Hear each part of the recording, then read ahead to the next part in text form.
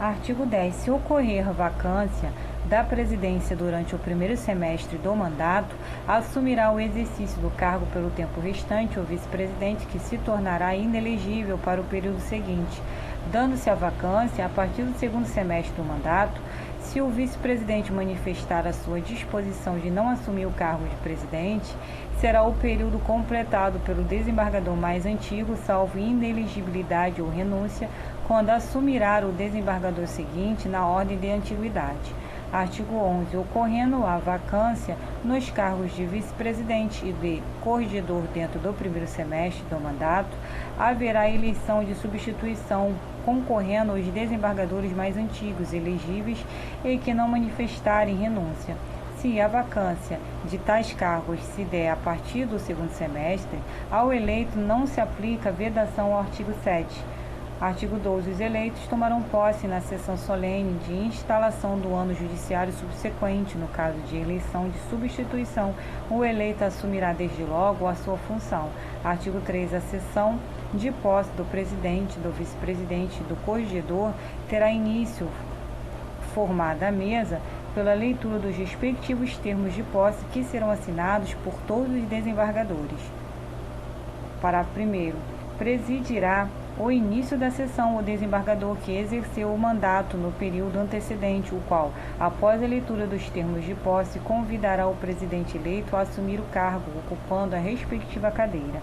Parágrafo 2º. Os eleitos serão saudados pelo presidente que deixe o cargo ou por desembargador designado para este fim, podendo também usar da palavra o Procurador-Geral de Justiça e o representante da Ordem dos Advogados. Artigo 14. Realizada a posse dos eleitos, esta será comunicada ao presidente do Supremo Tribunal Federal, aos presidentes das Casas do Congresso Nacional, ao ministro da Justiça, ao presidente do Superior Tribunal de Justiça, ao governador do Estado, ao presidente da Assembleia Legislativa, ao presidente do Tribunal de Contas do Estado, aos presidentes das Cortes Federais e dos tribunais de alçada do país e ao prefeito da capital. Capítulo 2. Das substituições, seção 1, dos cargos de direção. Artigo 15. Nos afastamentos, ausências ou impedimentos, o presidente é substituído pelo vice-presidente e este pelo desembargador de maior antiguidade no tribunal. Parágrafo 1º. Nas mesmas situações, o corregedor-geral de justiça é substituído pelo desembargador mais antigo no tribunal e que não esteja em substituição ao vice-presidente. Parágrafo 2º. Na iminência de convocação pela ordem de antiguidade, o desembargador poderá renunciar à substituição em cargo de direção, comunicando a recusa ao presidente do tribunal.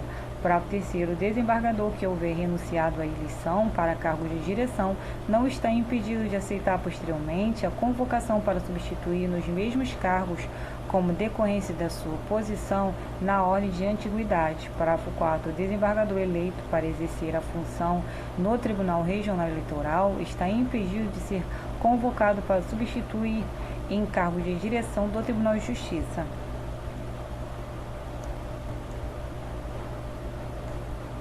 Seção 2. Das câmaras e sessões.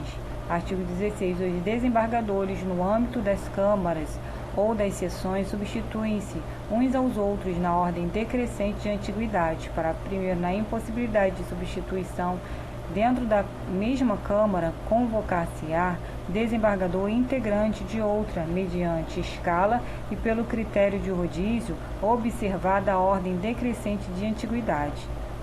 Parágrafo 2º. Se em caso de afastamento, impedimento ou suspeição de desembargador não for possível a sua substituição por outro, a presidência do tribunal, para completar o quórum de julgamento, poderá convocar, mediante sorteio, juiz de direito da comarca da capital, que funcionará como revisor ou vogal.